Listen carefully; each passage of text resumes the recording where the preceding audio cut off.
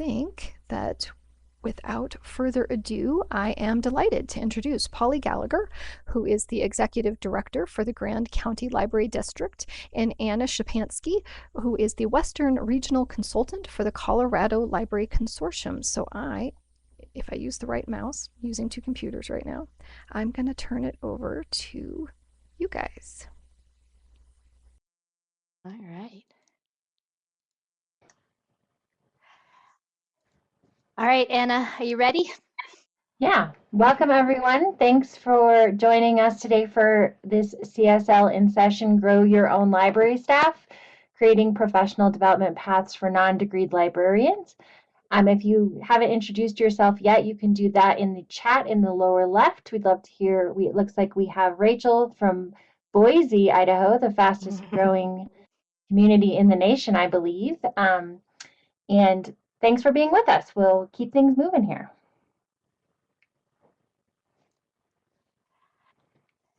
So my name's Polly Gallagher, and I'm with Grand County Library District. Before that, education background was teaching and was working also in employee development with human resources.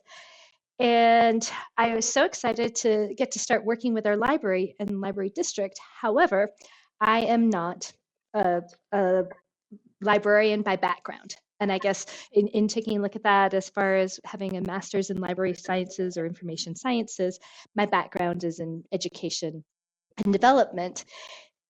And in taking a look through as far as what are some options and things we have available for training, I really, when I first started in this position, really was delving into professional development. And I'm so lucky because I have Anna in my life. And as my colleague on call, as well as living near each other, we get to have some of these discussions that take place in regards to the why of professional development. And so, Anna, would you like to start off as the world according to Anna? Yeah, sure. So I'm Anna Shapansky. I'm on the left with the hat and sunglasses. This is our hiking picture from last summer. So Polly and I met and started discussing this, and we realized we both felt that professional development was important and that it was something we needed to look into for non-degreed librarian staff or library staff. But my view of it is very much comes from my start in libraries in the early 2000s, and I went to my first library conference, and up until that time all my jobs had been waiting tables or lifeguarding or student employment, so I had never been a part of a profession. And going to my first conference, I was just blown away to be a part of a profession where learning was considered part of your job. So I've always held strong to that idea that the employees should be able to pursue passions and pursue their education as they see fit, and the organization should support them in those endeavors. And so I've been lucky enough to land at the Colorado Library Consortium, which feels very strongly that they want to be an employer of choice, which means that they put the employee first and they want the employee to pursue those things they're passionate about, and they see the dividends come back to the organization because of the way they encourage that. And my view is a little bit different. So, as working in the role of the executive director of the library, we have a path in our library as far as where we want our organization to go and what we want our organization to be. And in taking a look at that, I am a huge proponent of professional development. And I love the idea of what Anna's saying with the individual, but I have the but because I really want the professional development to be focused in regards to what the library, what our organization is, what it's about, what we're doing. I love our organization. We're going through this growth and capacity and offerings that a little bit more varied items. And so I really want the professional development that we're paying for and we're supporting to tie back to the organization and what the organization is. So, did you want to give the example? Do you have the examples, Polly, of the Google? Oh yeah, so that was one. When I first came onto the library here, we're an Office 365 based we use the Office 365 platform. And with that, I, as soon as I came into this position, was very much made aware of library privacy and the excellence there, and what we need to do and be aware of regarding our role and what images we take and what we do, as well as what we do with the things that we have and where they go.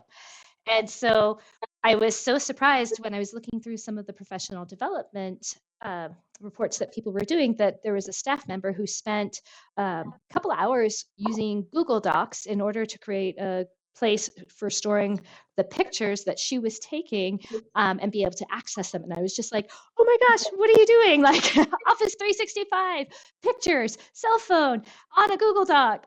You know, what sort of cybersecurity? What are we doing here? And so it was just one of those real eye openers that I had. And I was like, okay, we need to kind of do a little refining and think about what our professional development options are and what we're doing. So that's what we get into. And with this, Anna, this is part of a little bit of what you were saying. What do non-degreed librarians need to know? Because that was something that came up a lot in what we were discussing. Yeah, so Christine warned everyone, if you joined a little later, that this is a audience participation kind of program. So if that's not what you signed up for, sorry. But basically, when we say librarians here, we're talking about people who work in libraries. And we use that term librarian not to mean someone with an MLS or with a certain level of position, but with people who are working in a library. And the reason is that people visiting your library don't distinguish between someone who's checking out their book and someone who is sitting at a reference desk or running a program. To them, everyone in the library is a librarian. And so really what we're looking at is, if you don't have an MLIS degree, or if you're brand new to libraries, what are the things that people need to know? What gaps are you seeing? And then this is when you get to start telling us what you think non-degreed librarians who are working in libraries need to know, that they may or may not have access to that information yet, or things that you've noticed that your staff or your coworkers or maybe your supervisor should know that they don't know. So you can start sharing in the chat, and Christine's gonna monitor that for us. The idea here is to kind of identify categories and trends of things. So you might start with some big picture ideas, like tech skills or customer service. And then as we identify those larger skills, we're going to drill down into more specific skills that are specific, like, you know, incidences or things more drilled down. I'm not explaining it very well. Nope, I think you've got it right there. So I see we have, for example, Colorado State Library just put in Reader's Advisory. So Reader's Advisory is one of those just big picture items that we feel that all library staff or all people who the public will look at as librarians need. So go ahead and start dropping some of those things, and we'll do just a minute or two. And thanks to ADD for pointing out audio. My audio is working just fine, so it's possible it may be buffering a little bit on your end. We are recording today's session, so if you find that it does not improve, the audio recording should be better. So thank you. And Chris, I'm just looking, some people are popping things into the regular chat. Do we need to move those over to the big chat, or will they come over in there? They won't necessarily come over, but I'm keeping my eye on both. Okay. But I can actually do some copying and pasting too. Yeah, we've got 2 different chats going, which is perfectly cool. But I'll move some of those over. Oh yeah, library ethics and copyright, databases, legit sources of information. Information and media literacy. Mm-hmm, mm-hmm.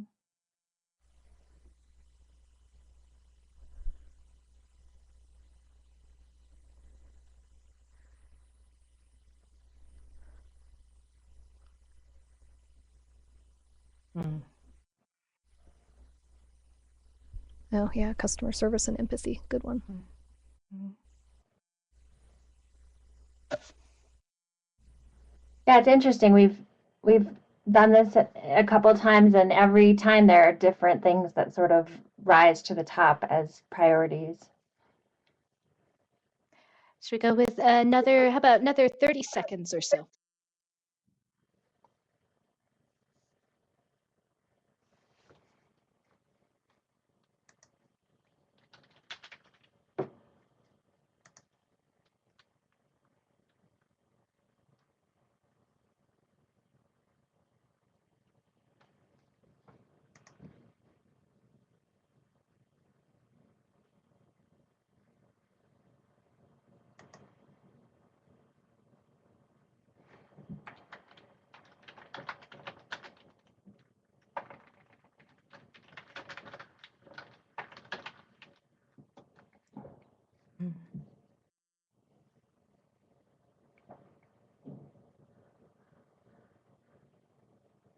Yeah. All right, Anna, do you think we have a list we can then go and pull through from? Guide to homelessness. Mm-hmm. Yeah, so basically then our next step is to sort of combine these into broader categories and then do this exercise one more time and to really get down to specific skills that you feel like people need to learn. So if you have a category that is maybe library foundations, or we have a category that's technology, well, then you might drill down into helping on a copy machine, or helping with online databases, or understanding the ILS and system, or understanding the public catalog, or whatever those more specific technology skills you feel are valuable that people should know or need to learn, or you see as deficiencies, or not deficiencies, as we say, learning opportunities, right? Opportunities so to grow.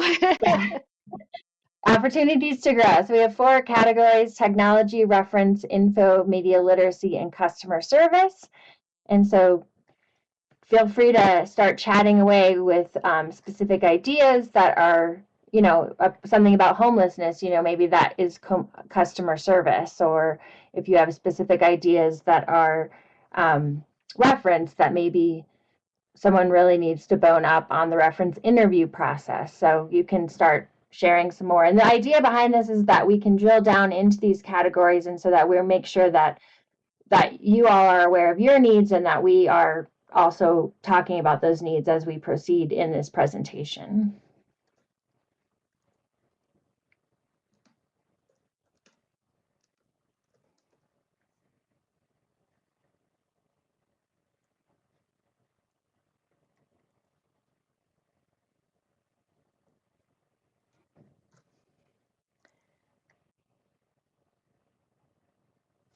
Helps if I unmute. And as we do this, we'll go ahead for about four minutes or so, because there's lots of bits and pieces.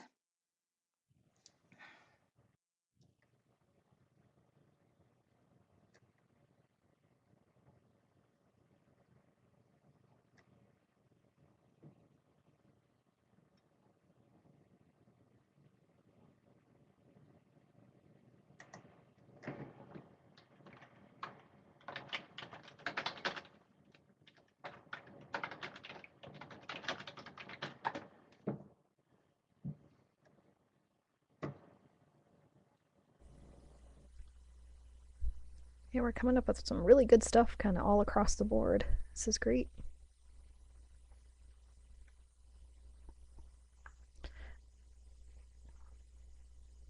Also, Beth gets extra points for knowing how to spell rambunctious. I think that I might have had an issue with that.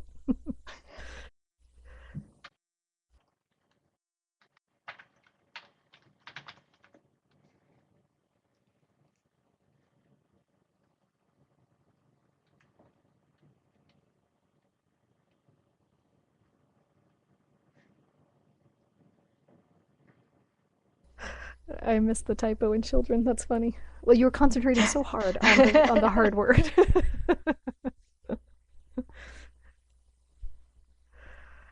Yeah, we've got customer service really is everything from, working with people experiencing homelessness to dealing with rambunctious children, patron privacy, which I also put under technology because it kind of crosses the board.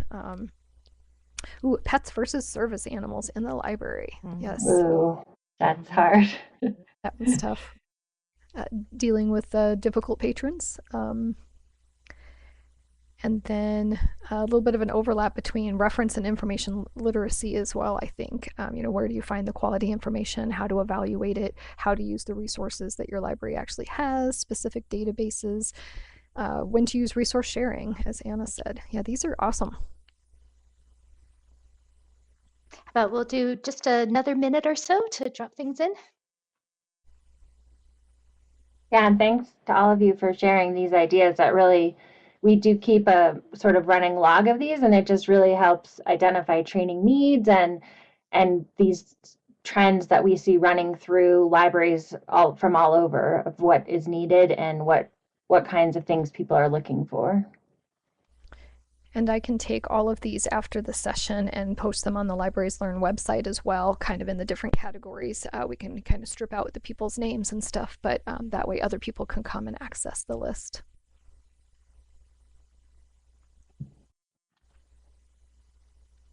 Sarah, yeah, disability awareness and etiquette.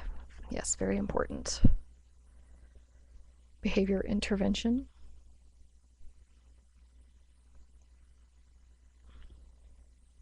It's amazing how much falls under customer service.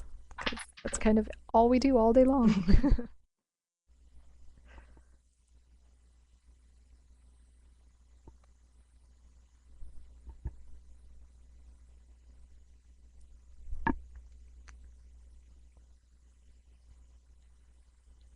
I just had my alarm go off. Okay, good.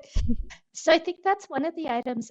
It's funny, Anna, you were mentioning how each time we do it, there's all the differences, but I would look back to the fact too that there's so many things that pop up that are recurring ones. And I had to laugh because nobody had the alphabet in this one. That showed up a couple times as we got through these. But I think when you look at those items too that are uniquely librarians, so what do non-degreed librarians need to know? Those reference interviews, reader advisory, customer service. I always hate the term dealing with difficult people or dealing with different people. I don't know what's the better term for that, Anna. Is it working with others or? I think the empathy, being empathetic to people's situations, maybe.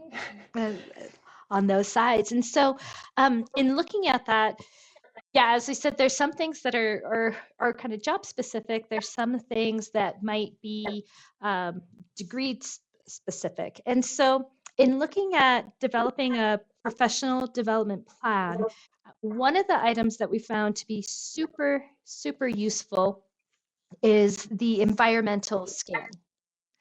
And with the environmental scan, what I'd like to do, Christine, do you mind opening up that Word document?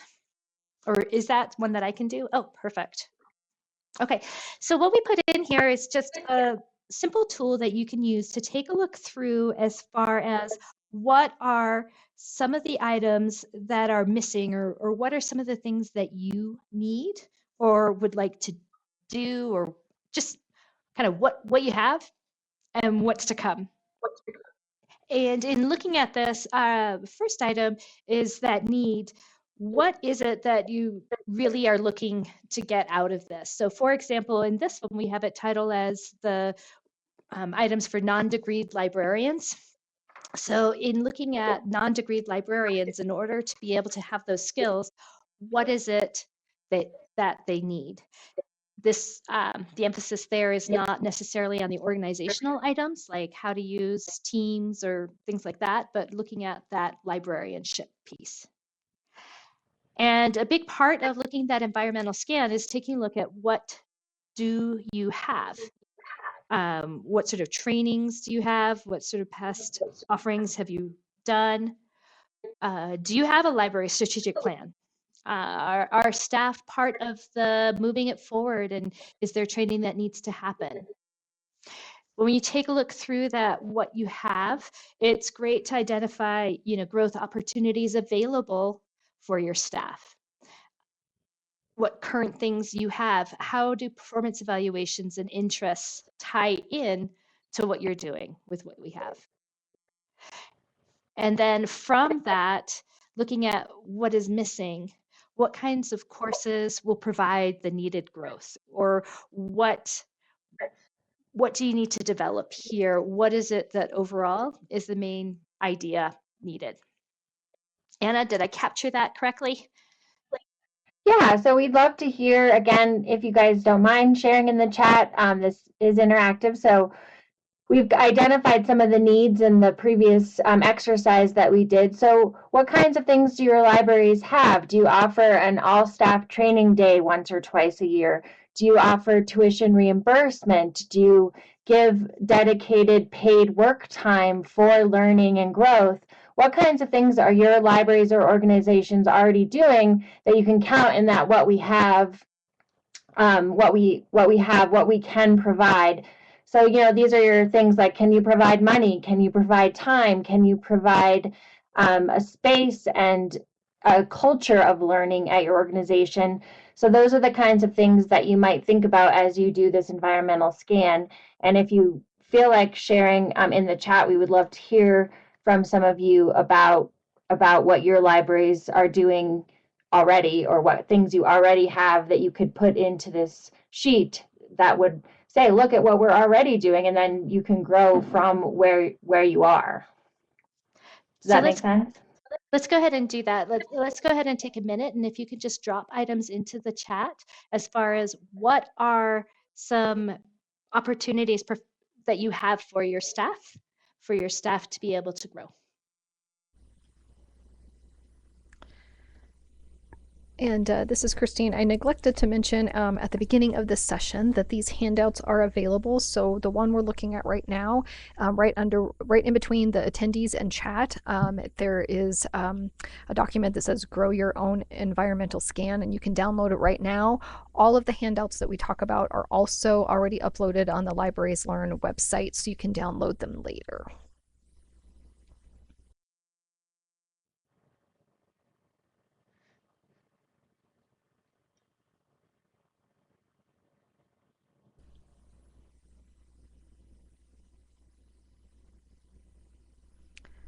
In-house training with experts. So Rachel, do you guys bring in people you bring in training for the library staff?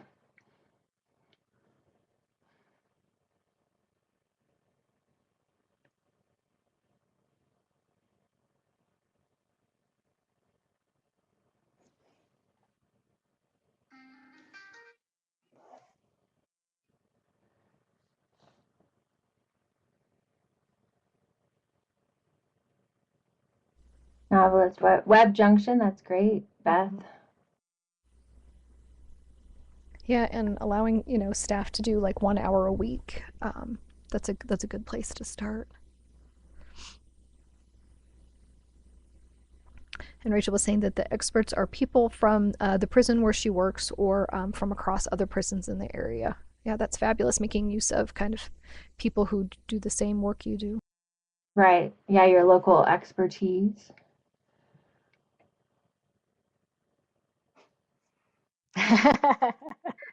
I'm not a fan of business management books either. Yeah, and an interesting Audible instead of Libby or Overdrive. I mean, I know some libraries use Audible. I just didn't know. Usually I think of Libby or Overdrive with libraries more than Audible. And it's funny too, the Ryan Dowd one, I didn't have that on my list as I was going through and adding things, but I was just reading the email today, and I really appreciate those. And I've used them as point of reference for some of our incident reports as far as retrain opportunities. Niche Academy. Does anyone on the any of the participants, do any of you have a formal program reimbursement or program, like if people want to pursue formal education, does your library organization help pay for that, or have an avenue to pursue that and get part of it paid by the library?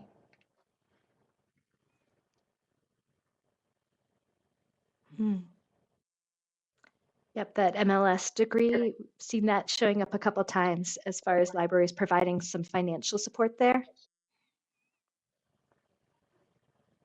Tuition assistance, yeah. Mhm. So that's another thing you can include. You know, a lot of times if you have an employee who's going to library school, then that's a great opportunity to take what that person's learning and have them plan a training or something for the rest of the staff. So you kind of get that trickle down effect of the MLS by association. All right. Well, let's go ahead on, and I'm just looking to see. Oh, perfect. Thank you so much. If we take a look at our next one with the environmental scan, again, it's the what's, the wants, the haves, and the gaps. So keeping those three parts and pieces in mind there. And with that, in taking a look at Greene County, we reviewed, I went through and reviewed a lot of the MLIS programs that were out there. And from that, I kind of narrowed down, sussed through, because we weren't doing, obviously we're not providing a full MLS program, but just in taking a look through those syllabi that exist out there, came up with history foundations as one area that we wanted to have. Two was a reference readers advisory area, collections, digital technologies, programming, community engagement, and rural communities. So Greene County Library District's up over the west side of the Continental Divide. It's only about 15 miles, I think, to Boulder, but to drive it, you have to do about 100 to get over. So we found that when we were going through, we had this librarianship piece that we wanted to do. We also found we had some technology gaps. Big part of that was cybersecurity. Also, our productivity was a key piece. Everybody has their ways of doing things, and sometimes they're efficient, sometimes they're not. Social media was another area, and what we were doing there. And then the final one, as we were putting this together, our supervisors are like, hey, you know what about us? We're responsible, and there's legal requirements that come into there, as well as just who we are and how we interact with our staff. So we also developed a supervisory training series and in regards to compliance, building a team, and performance management. And our big question that we had is taking a look at these funds and the time available. I feel really pleased. Prior to coming to Greene County Library District, there was a lot that was done in regards to performance management, professional development, and ensuring that there was time allotted for staff to be able to do professional development. There were the funds that was available. We had both tuition reimbursement and professional development. But we had a lot of people who were wanting to do the professional development, which we have as the library paying up front, but the tuition reimbursement is a reimbursement program. And so there was concern about the amount of funds that were in the tuition reimbursement, that people wanted those opportunities, but perhaps either didn't have the funds to do the upfront cost or had concerns there. So we did a little reshuffling in there and put some more funds towards the professional development. With the resources, you mentioned quite a few great ones in the chat there. Niche Academy, that's really taken on a great role for professional development, but also the Ryan Dowd, the Web Junction, CSL in session, the great training that Colorado State Libraries now have with Growing Readers Together, as well as the 6 different areas. Looking at those, and what we wanted to do, what we did, is really take a look as far as what is the focus of our professional development and how can we use it to emphasize this is Greene County Library District. So the items that you're doing, what you're working on, is kind of focused. You're not hunting and pecking and going through a bunch of different resources. You're kind of going through, and the materials that you're using are ones that we as the library district are saying, yes, that's who Greene County Library District wants to be. That's the way to go. And that's what we were doing as a way to fill in our gaps. So when I take a look, oops, Next one. Thanks so much, Christine. Appreciate it. What we did is we ended up forming a team. And with this group of individuals, we had a couple of people who had master's degrees in library science, a couple of individuals who didn't. We went through, we identified those key areas, those gap areas in our and what our wants were, and said, okay, so this is our generic, like what we're going for. These are the areas that we feel we need to have more information on.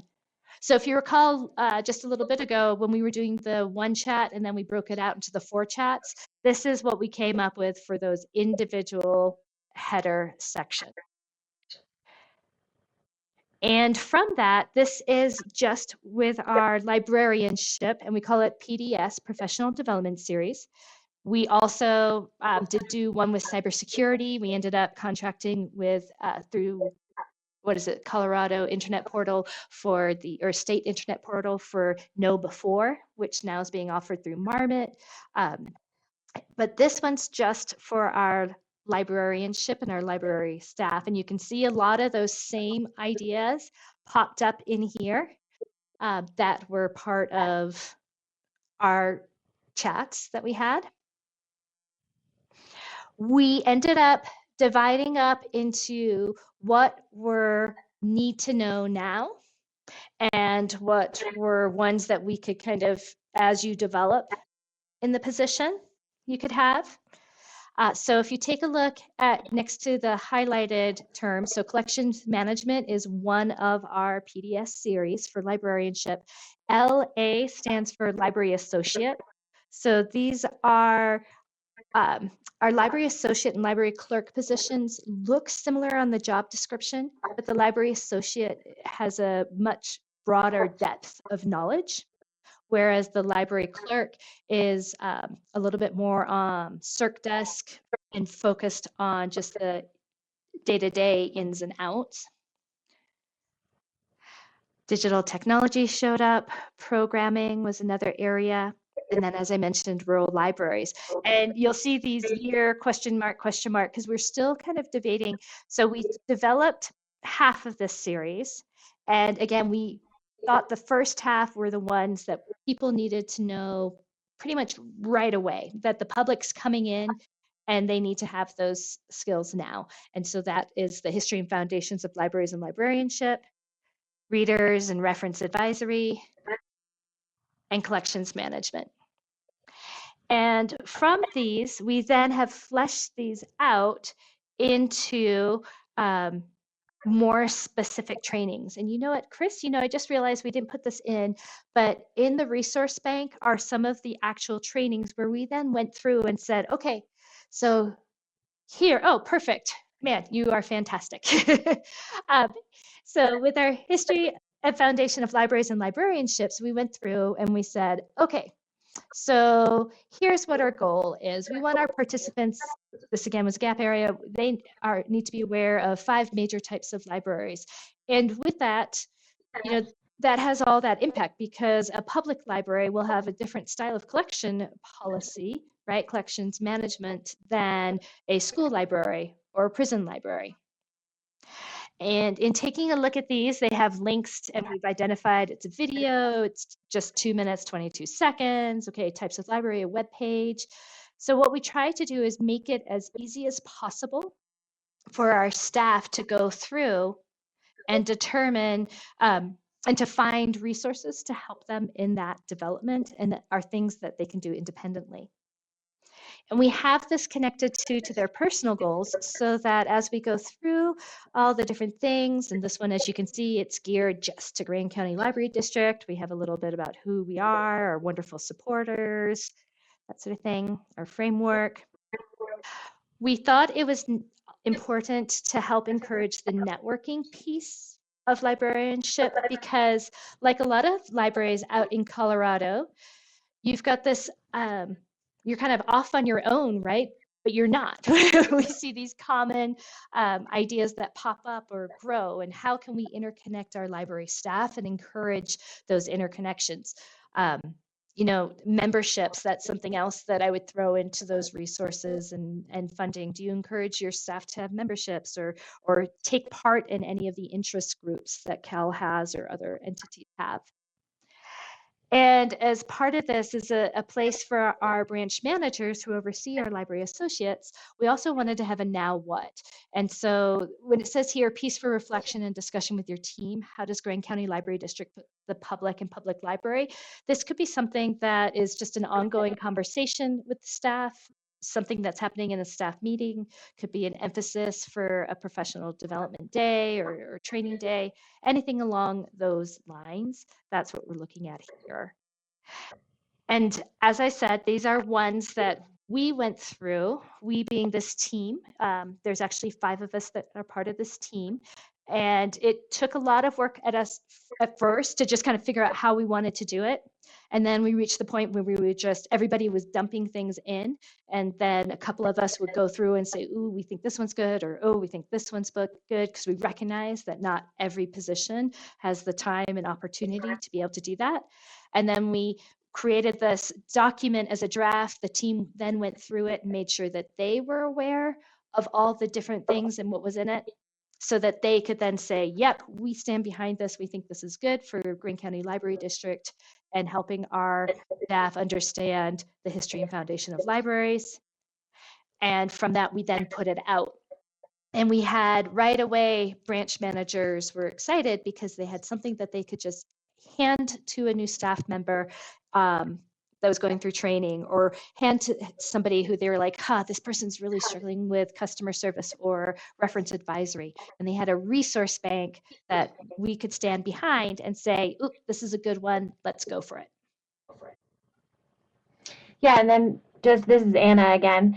Polly was very generous in that, any library who has this need, she's offered to share these documents as she is through this series, where libraries can take this as a template and then redo certain pieces that reflect more their specific group or their specific training needs. But this is a nice way to kind of start that off for your organization, to have these templates, and some of these things you may be able to mix and reuse, or to combine with obviously your library specific strategic plans and things. But it's really generous that they've done this fair share of the work, and then they're putting it out for other libraries to take and reuse or remix. No, I love it. Sharing is the best, right? And gaining ideas and insights and trainings that we have throughout. And we've then post these in Dewey, which is our internal database. And so any staff member can take a look at them, have access to them. We have some library clerks who, we really need a library clerk, and that's their position, but they're curious and they have some time available, so they might go ahead and delve into them. We have a facilities maintenance associate who's interested potentially in more of the technology in the library world side. So he's kind of tapped in and just taking a look. That's totally fine. It's really a resource bank, we found. So Anna, these are the resources that I've identified. I think you have some great resources to mention. Yeah, and I think a lot of you probably know that there are already a lot of canned trainings and resources. You obviously found this session, and so you know that there are a lot of organizations out there that offer training for librarianship. It's funny because we were working on this, Polly and I was actually working on it for a different library district, and then Polly was working on it independently. And then meanwhile, Christine was revamping the library's learn.org site, which is from the Colorado State Library, but has resources that are good for any type of library in any state. So it's really interesting that we all kind of had this idea of this resource data bank where you could go to a certain topic or a certain need for training and then find those specific things that you can just hand to sort of a staff member and say, hey, take a look at this website, or take a look at this video, or take a look at this webinar series, and then tell us what you've learned from going through it. So these are just some of the ones that I've taken courses from over the years. I also just want to mention that a big piece of the of training is reaching out to, as Rachel was saying with her organization, that they have found the experts in their field for prison libraries in the Boise area and bring those people into your organization. So for example, the Colorado Library Consortium, we will do specialized individual trainings for boards, for different libraries. And I think most states have either a state library or another organization like CLIC that will do that. The state library tends to look at big overarching training needs and do trainings that might fit any library. And CLIC, we kind of look at it as the library comes to us, we talk about what it is that they need, what specific about their staff, about their situation, and then we try to tailor the training to that specific library instead of kind of making a one-size-fits-all training. So make sure you look for those support mechanisms and those support systems within your libraries to find the resources that may be available to you. You know, one of the things that we were looking at, identifying a team and creating the way to disseminate, we were really concerned. There are so many incredible resources that we really wanted to kind of suss down and pick just a few that we would focus on, or focus on those areas. And if we couldn't find them within there easily, then we would expand out. But that's one of the wonderful things, is that there is so much out there. We have so much access to items. And we were really willing to do a lot of online related items rather than live, just, you know, that changes what availability and how many people can participate based on our budget. I think, Anna, you really liked the teams because it had the multi-levels of staff, right? Yeah, so I just wanted to say, as I mentioned, I had a library approach me with this same conundrum, and I was trying to create a sort of path of learning for them. And then I saw what Polly was doing, and I was like, this is brilliant, because A, you need a team of people from within your organization, if your organization is large enough, because they can get the buy-in for the rest of the employees. If you have a team that are in charge of forming this and helping decide on which resources will be a part of it, then they get more buy-in to do it and to have others do it within the organization. And then the second thing is, evaluating sources is really hard to do from outside of an organization. So I've worked in libraries for 20 plus years. I do have an MLS degree. And so I might look at a potential course and say, well, this doesn't really have a lot of value, but maybe someone who just stepped into their very first library job ever, to them it does. And so for me as an outsider to try to evaluate resources and recommend specific ones for an organization, it was a little bit trickier. Whereas the way that Polly and Grand County did it, by having it grown, the courses sort of designed from within their team, really made a more robust and effective product in the end for them to use. And I really strongly recommend going through and actually making sure you watch the whole webinar or the whole video that you're suggesting. We had to laugh because we were dumping some in our dump pile, as we were calling it, on display trainings, and it is hilarious because one of the sites that have been put in there was like, no matter what you do, make sure your displays have no kitsch, no pictures. You know, you want the books to speak for themselves or the resource to speak for themselves. And then the next one on the list was, whatever you do, make sure you always have a whale's tail or some sort of kitschy thing to catch the eye's attention. And I think that's where, when we looked at evaluating resources, it's not just the quality of the resource, but it's, okay, what is it that your organization is saying? This is how we do it for our organization, so that you have that specificity in there. So what did you guys decide, kitsch or no kitsch? Well, after a ridiculously long argument in which people had very, very, very, very, very strong feelings, we went for no kitsch except for one, and that one was allowed in the children's area. But Yeah, man, that was a heartbreaking. We had tears. We had tears. so that's what Polly's saying, is that the other nice thing about identifying the training that you want your organization to pursue is that, yeah, I'm not going to maybe spend 3 hours doing a Google Slides training when we don't, we don't use Google Slides with my organization. So it also kind of directs those people who might have those broad passions or those broad interests, and they're just sort of like, oh, they gave me an hour to study something, so I'm going to you know, study up on Google Slides, when that may or may not serve the organization. So it also helps, kind of what we were talking about at the beginning, where how do you make sure that you're consistent in what you expect your staff to know, and that you're consistent in how they apply that knowledge within their jobs. Yeah. And Anna, I was thinking then our next slide, are we good to go on? Yeah. Is the part that is the hardest part, because once you've developed this, once you've built this, then you need to find the time to, yay, review and evaluate.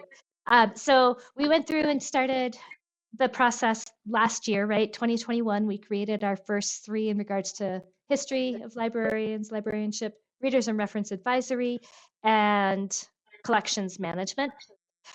So January is our review month, where we go through all of our documents and make sure that there's still documents that should be here. We go through all our record retention stuff and pass that on to our records officer, and she goes through. And now we've had to add on, which is good, our PDS series, and going through and making sure that the PDS is still, one, the links are still there, because sometimes things disappear, that the information is still accurate for who we, GCLD, are. And then 3, we've now had staff that have gone through 2 of the different sections, the librarianship one, as well as the readers and reference advisory. And we did seek advice from them, or suggestions, ideas. Some of them were like, hey, I'd recommend just switching this around, that it made more sense to me that I did this in the process and then went through to this. And others came back with, oh, I love this, but I had to create an account. Should I be creating an account in this one? Do we want to do that? Just little odds and ends in that reflection that we just needed to think about, and to make it continually useful.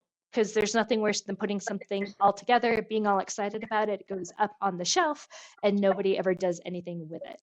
So we're looking over the next couple years to see, do our evaluations change? If we're spending this time and we're developing this and creating who we are, I expect our community needs assessment to come back with some different scores in areas. I expect our staff evaluation and their pay increases to be adjusted, because they're getting closer and closer to what it is we've said we're looking for.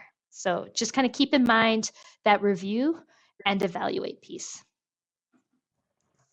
Yeah, and I think, as Christine has probably learned with like the Libraries Learn site, yeah, you do want to, there's also new resources coming out, and new courses, or, obviously we're not the only ones out there working on this. And so you want to make sure you're looking for those new ideas or new trends that you may want to incorporate into what you've already built. So here you go. So that's it, right? Yeah. We're a little bit ahead of time. We have a few extra minutes. We'd love to hear in the chat if you all have questions, or if you have a success, or a certain thing that you would like to share about what your library has done, or what they might need, or how this has inspired you to move forward. We'd love to hear from you guys, or from you all, excuse me. How do we keep staff engaged? Force. No. I would say for us, we already have that In looking at professional development, we already have it built in that there's this Einstein time it's referred to, which is about 4 hours a month. So basically an hour a week. And this is one way that we can kind of keep that focus.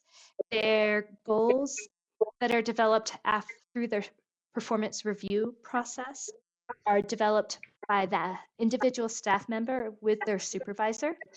It's really looking to see, to have that staff input for what direction they want to go, where their emphasis is. So we have 1 to 2 personal goals as well as an organization one. And I think by doing that, it then helps them as far as here's some resources that we have. And as we said too, this isn't static. It doesn't mean that this is all they can do. It just allows, if there's a resource that the staff member has found, they can say, hey, I really like this, I'd recommend this, and we can tie it in or connect it as it works. So it's just that baby steps. Yeah, Beth, I would say again, having it not be top down, so having the staff help build what they think they need to know and having some say in how they learn it, or having that dedicated paid time for them to learn it, and then maybe even a chance for them to then share with others, or encourage them to present at a conference, or encourage them to present at an all staff training where they take that expertise they're building and then they share it back with either within your organization or even within the larger library community. I think can be a very powerful way of keeping people engaged. I know at Click, we try to have people who develop certain expertise. So for example, I've been taking a lot of courses in library spaces and how you look at library spaces, and so that then if we have a question to our organization about that, then I know that I'm trained and I can help with those kinds of questions. So again, identifying those gaps and then being like, hey, look, you're going to be the expert in this for our organization. That can also be a nice, powerful way of empowering staff and keeping them engaged. Mm-hmm. And then I see the next question, does your staff all have degrees, even if not in library science? And the answer is no. We did have a job analysis committee that went through and did a reevaluation of our job descriptions, because we had a disconnect with what the public was asking our staff to do, what we as supervisors were asking our staff to do, what our staff's job description actually was, and what the job description paid, because that was the job match to the job description. And so we went through and did a big reevaluation. And as part of that, we really were mindful of the fact that we live in a rural community, and moving up here is not easy. And keeping that in mind just from the costs associated to move up here. And so we looked at the fact that the majority of our applicants are from our community, and we don't have a lot of people who have library degrees or bachelor's degrees or master's degrees, real hodgepodge. So we looked at, what's the word, what would be an equivalent to, or what were the skill sets or the behavioral traits that we would need in order to then match those up. And in regards to the part-time younger workers, college age workers, we have a few that are recent college graduates. We have quite a lot of people who have diplomas only or have associate's degrees. We have quite a few who have master's degrees as well. And so just in looking at that, providing the opportunity has kind of been our big one. I think when we look at behavioral traits too, though, often hiring people who are in that growth mindset or community focused and want to build and develop the community, that's a big part of our hiring process. Mission first kind of thing. And so, Anna, I think I'm kind of escaping away from a direct answer there. What do you think? I think that's part of the hiring process, and the people that we seem to be attracted to hire are ones who are innately motivated. We're really lucky.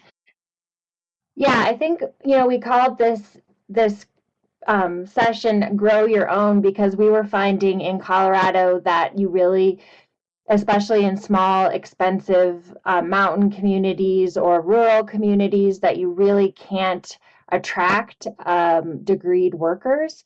And so a lot of our libraries have found, even among their branch manager level positions, that they can't require a bachelor's degree, that they really have to look instead at the skills that people bring. And the grow your own we're talking about isn't a reference to our most famous crop that we have here in Colorado. It's really about the fact that our libraries have found that recruiting people from outside the community who maybe have the degree we want doesn't necessarily pay out as much as finding people from within our community who we can then educate.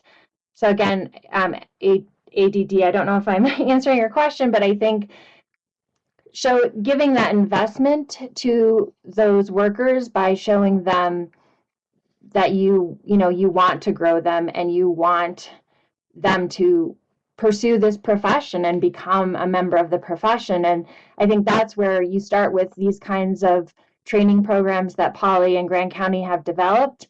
And then if they show interest and they pursue that, then you start offering things like tuition reimbursement for them to pursue either a bachelor's degree or more. So that's really the way that we've seen Colorado libraries evolving with their work staff, if they are in expensive mountain communities or in rural areas.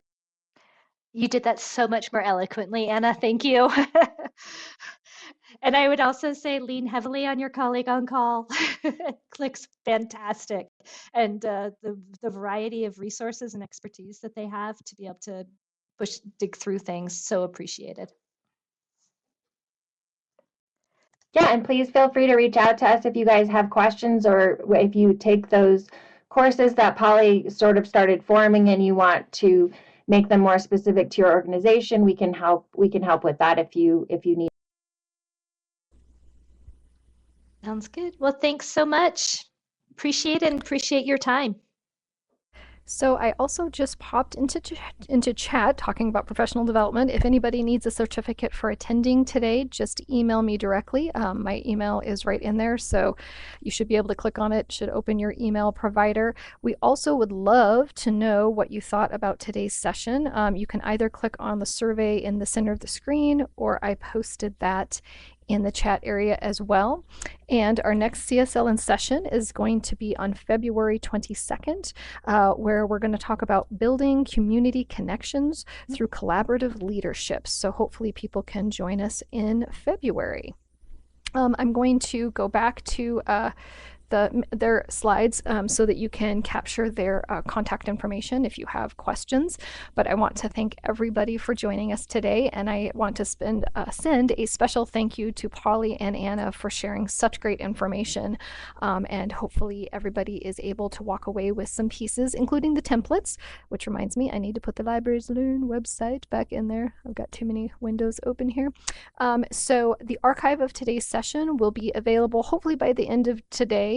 I've got a couple meetings right after this, but I'll post it on the Libraries Learn website, and all of the templates and more that Poly had put together are already loaded on that website so that you can make use of those. So thanks to Poly for that.